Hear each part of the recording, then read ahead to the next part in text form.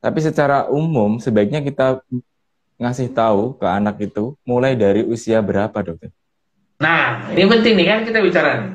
Kalau kita udah mulai bicara mengenai edukasi yang benar menyampaikan kesehatan reproduksi atau mengenal, contohlah, mulai mengenal, Ya. kita mulai mengenalkan bahwa dia mempunyai bagian private dari tubuhnya, itu mulai dari usia 3 tahun sudah bisa kita Oh, beritahu kepada dia. oke. Jadi Oke. private-nya dia di mana? Jadi artinya ada siapapun orang lain dari usia 3 tahun tidak boleh memegang atau menyentuh bagian private-nya dia. Dengan cara begitu, artinya apa? Dia mengetahui bahwa ini privasi saya dan hanya boleh saya yang boleh menyentuhnya. Atau dan artinya dia punya hak otonom tadi di situ. Nah, dengan demikian setiap umur itu bisa kita memberitahukan hal-hal. Jadi artinya apa tadi?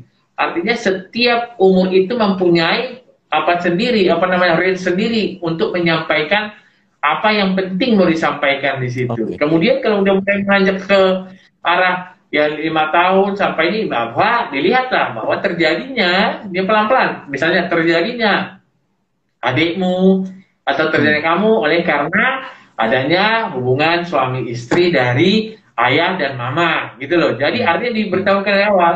Kemudian Hmm. beranjak dewasa, pengenalan tuh udah mulai dikenal lebih lanjut lagi. Seperti yang saya terangkan tadi. Mulai umur misalnya 11 tahun sampai 14 tahun yang disebut dengan early Early. adolescence tadi.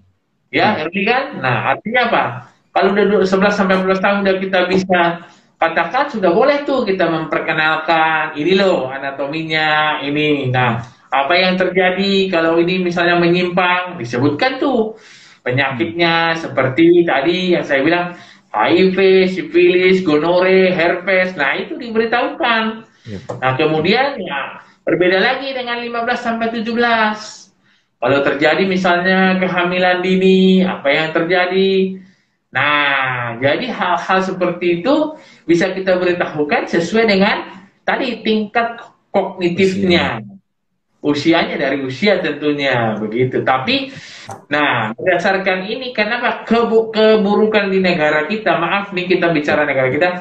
karena standarisasi ilmu ilmu pelajarannya juga belum merata. Kemudian Ya. tingkat tingkat pendidikan orang tua belum merata. Ya. Kemudian tingkat ekonomi juga masih jauh di bawah. Nah, kalau kita ambil suatu penelitian atau rata-rata, memang tingkat misalnya edukasi yang apa tuh pendidikan yang rendah itu yang paling tinggi terjadi yang disebut dengan itu tadi apa namanya pelecehan, bahkan penyimpangan-penyimpangan dari suatu apa namanya seksual, ya itu atau penyimpangan-penyimpangan misalnya di usia ini ada yang apa sudah tadi pergaulan bebas tadi gitu loh.